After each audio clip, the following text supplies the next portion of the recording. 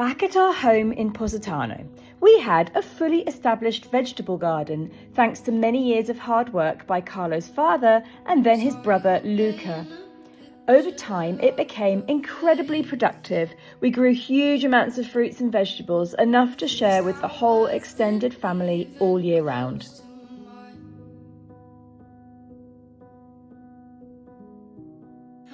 In winter, there was always broccoli, cabbages, cauliflower, fennel, oranges, mandarins, and of course lemons. Spring brought peas, early strawberries, spinach, lettuces, and loquats. Then summer arrived with its abundance: potatoes, onions, garlic, beans, tomatoes, peppers, cucumbers, rocket, basil, aubergines, peaches, plums, apricots, and figs. Carrying us into autumn, when pomegranates, squash, pumpkins, persimmons, and those tiny sweet yellow tomatoes that cling to the vines until the cold sets in. I loved our garden so much. It felt like the greatest kind of freedom to simply step outside and pick something for a meal, something that I'd watched grow without relying on shops or worrying about unknown pesticides.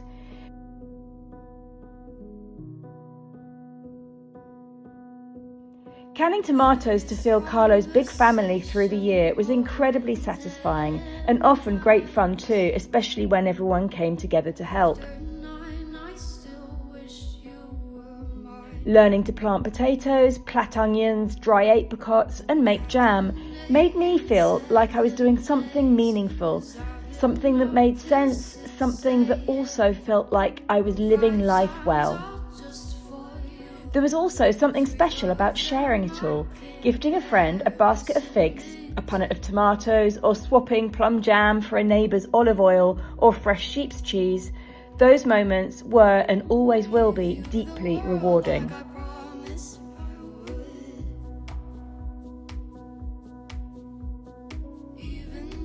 Getting chickens was another joy. I loved their funny little personalities and the way they followed me around, the sounds they made. I even found a strange satisfaction in the early mornings, letting them out and cleaning the coop.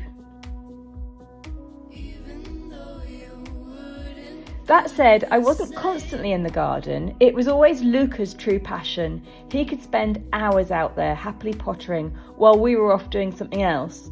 But over the years, I did learn a lot from him, and I came to really enjoy the process of growing our own food.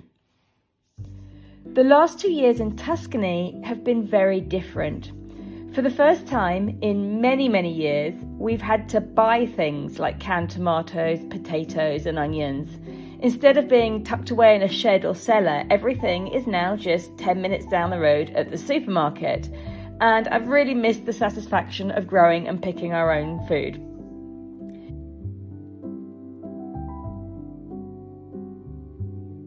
Here in Tuscany, we have nearly 100 olive trees, so we produce plenty of olive oil. We have caper bushes, so I can salt and preserve my own capers. We have plum trees for jam and elderflower for cordial, but beyond a few strawberry plants that we put in last year, that's about it. When we first moved in, I immediately started searching for the perfect spot for a vegetable patch, but there was always something else to do, and we kept travelling back to Positano. And the truth is, if you're serious about growing food, you can't just disappear for weeks at a time. Finally, this year, we have a plan. Our friend and neighbour Giovanni wants to start growing food too, which means we'll have someone nearby to water and keep an eye on things when we're away. And other friends have also offered to come and help out as well. So we're going for it. We're going to try and create a Tuscan version of what we had in Positano, and I couldn't be more excited.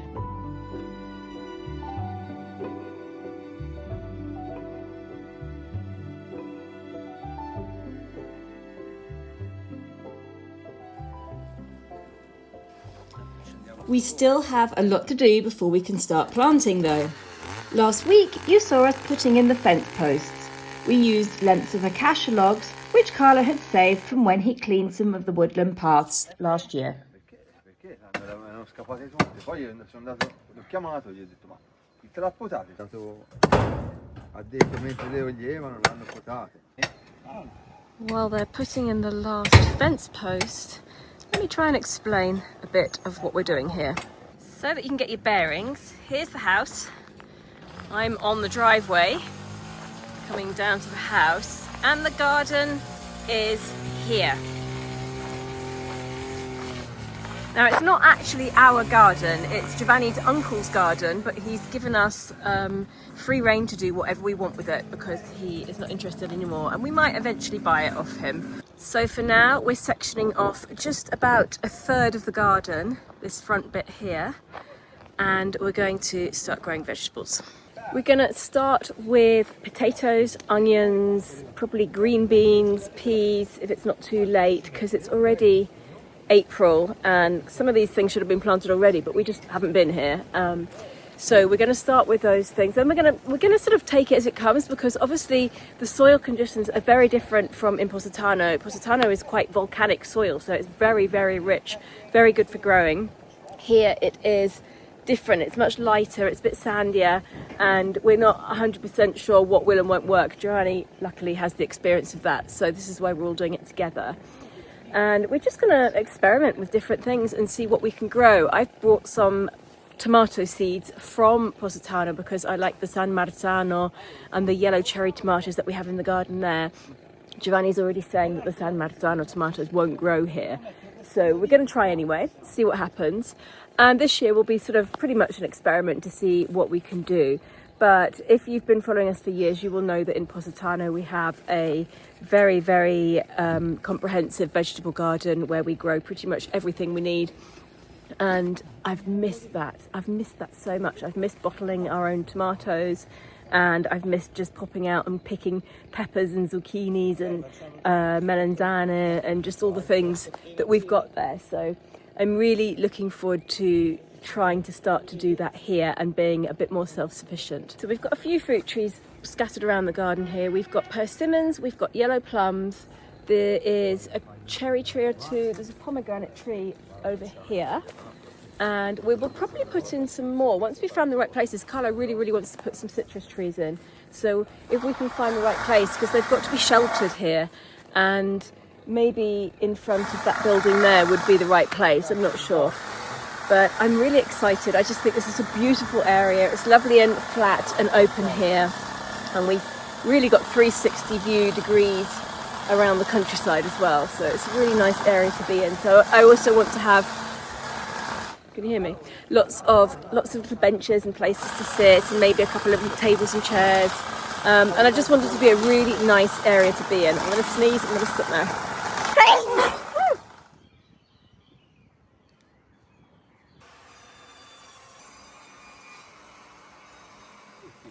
Ah, amore, mi dici se questo è diritto? Guardala di là.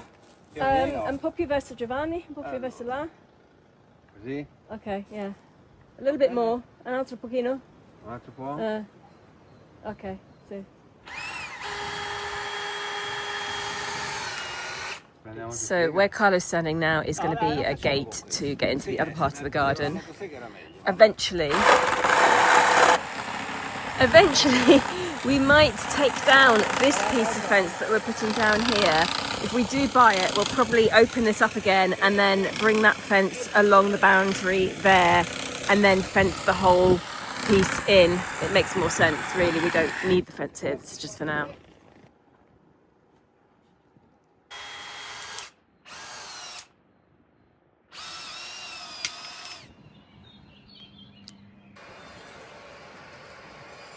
Qualche giorno fa stavo pensando a come fare in modo di muovere questo se ero da solo.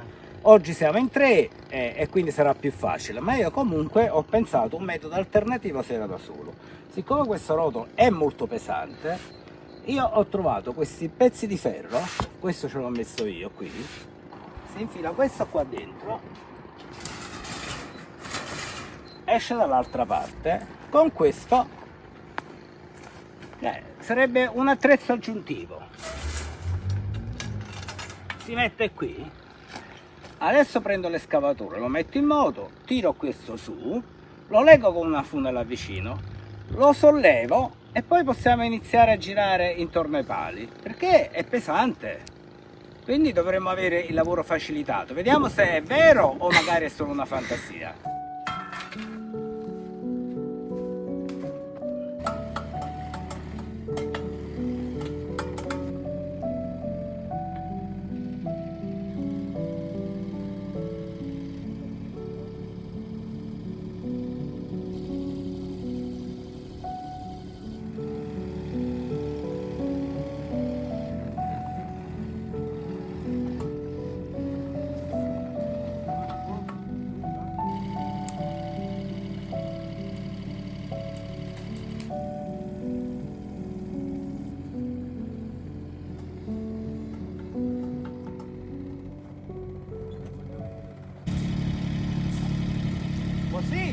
Così è facile, Giovanni. Basta che lo giri. Se lo lasci? Se lo lascio torno indietro. Allora, Ha girato la fune, ma ha ingannato. Mi ha ingannato. Vabbè, risolviamo uguale.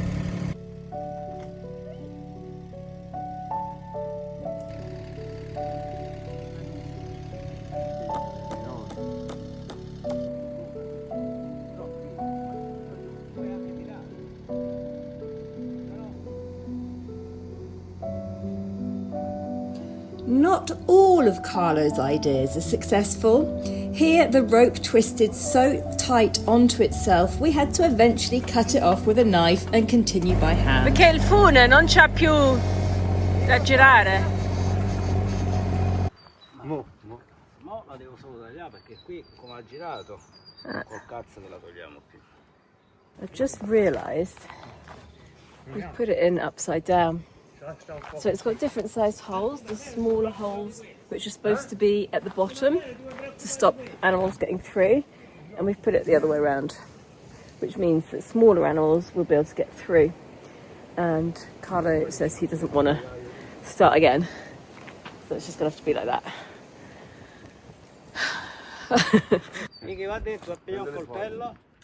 It is time to make dinner. And I thought I would share this recipe with you because it's something that I discovered recently. It's not an Italian recipe. It's a healthy meal, and it's not vegetarian either. It's got meat in it. But it is so popular. Everybody who I've given it to absolutely loves it.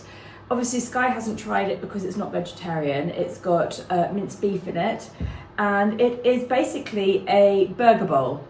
And so it's basically, let's say, a deconstructed burger in a bowl without the bun, but it's so good, and it's low calorie, high in protein, and I just think everybody should try it because it's such an amazing meal. So I've chopped up a couple of potatoes, so one each, and I'm going to put them in the oven. In fact, that's been warming up, the light's just gone off, so I'm gonna put them in to cook now. It should take about 20 minutes or so.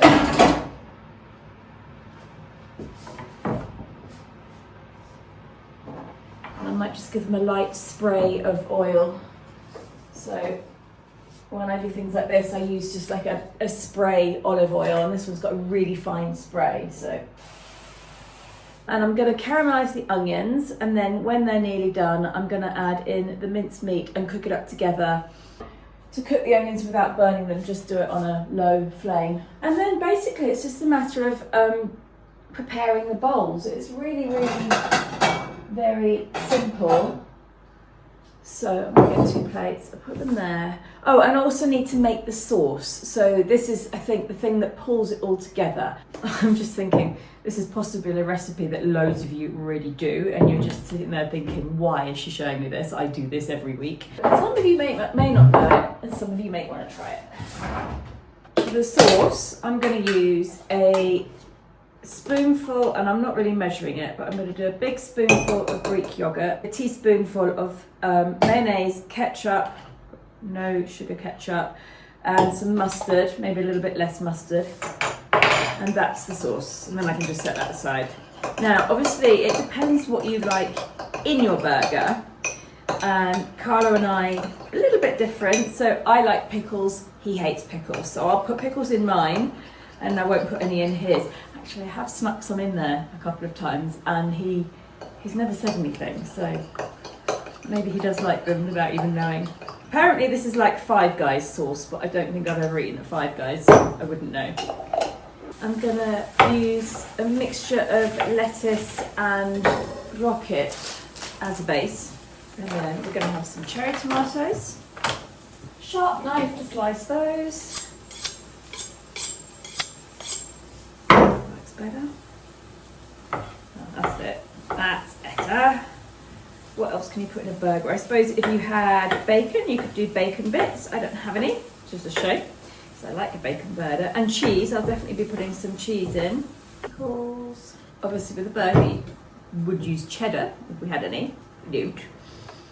I'm not in cheddar country. And you can get cheddar here in some of the supermarkets, but it's ridiculously expensive. It's like €21 per kilo or something. So we will go with some provolone fumicato, some smoked provolone, which we brought back from Positano, which they don't have here either, because cheeses are obviously very, I should tie my hair back, very regional in Italy. Now just mix in the mincemeat with the onion, and I'm going to add a little bit of seasoning. Now I've got Old Bay seasoning here, so I'll add a little bit of that. So we'll leave that to cook. That'll only take like 5 minutes or so to cook. If you're wondering amounts, with the vegetables, it's just like however much is to fill the plate, and then the meat, I've got about 110 grams per person, and the cheese probably about 30 to 50 grams per person. And the chips then go in the plate, and the meat goes in the plate, and it all gets mixed up with the sauce. Oh, so good.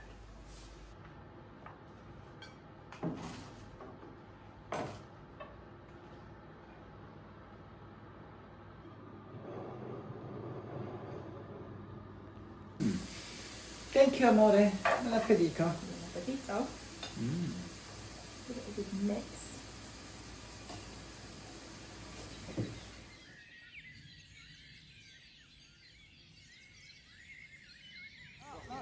Giovanni. Oh! Giovanni. Oh!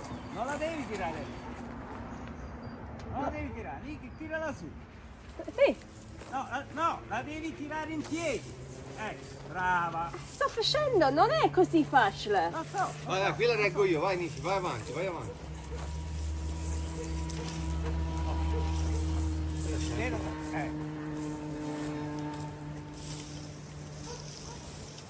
Però ma c'era questo albero, perché se no... No. No, lasciami qui, vai dal lato mio. Adesso la tiriamo insieme, ok? Vai, Pronto? vai. Vai.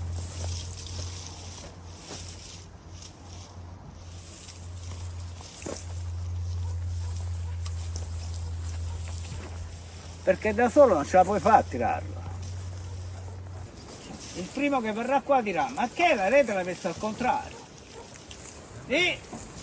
E perché l'hai messa così? Perché mi garbavo così? Per me gli animali piccoli vengono da soli, gli animali grandi vanno da soli. Giovanni, noi oramai facciamo parte dei criticati, perché in qualsiasi modo fai sarai sempre criticato. Ce le va, tanto credo che sarà bene. Tanto fa me puttanato.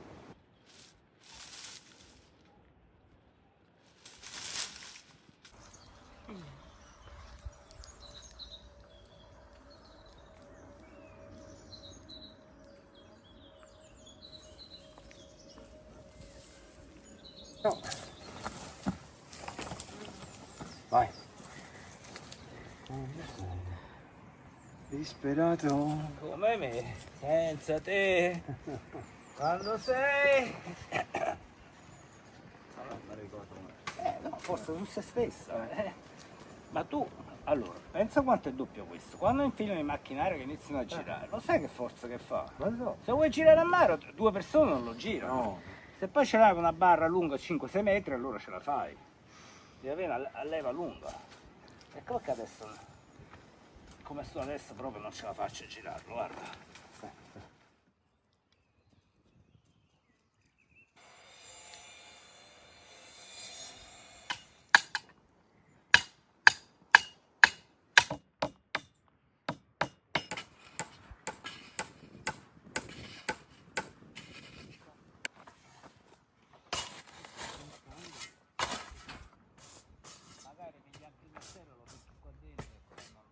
Altro che stanca.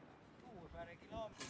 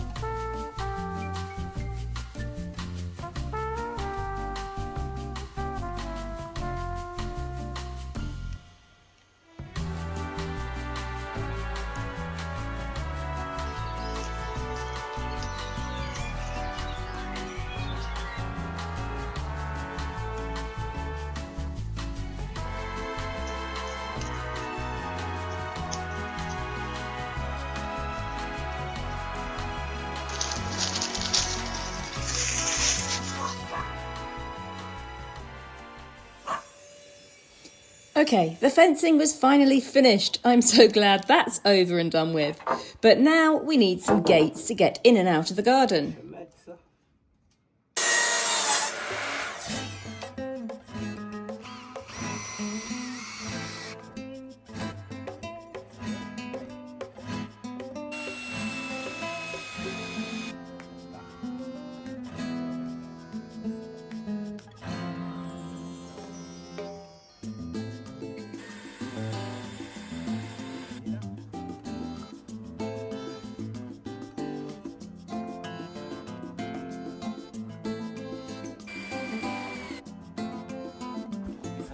Metti quello al centro, no, non è facile manco capire qual è il centro.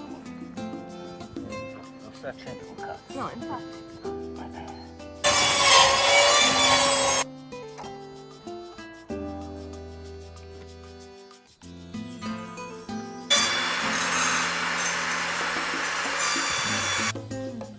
What you can't tell from watching this is that we were both actually quite ill while filming this video. Carlo had come down with a nasty cold a few days earlier, and of course I caught it too. On this particular day, we both had fevers, headaches, and felt absolutely dreadful. To make matters worse, we were also expecting 5 guests to come and stay at any moment. I was really worried that they would catch whatever we had, but luckily it seems that they didn't.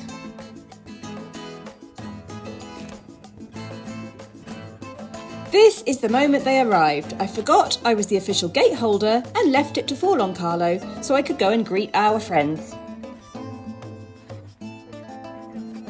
Scusa, perché stanno...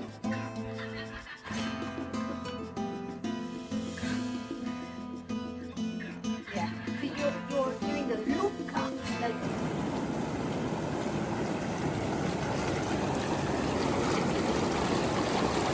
Life, it is not only work.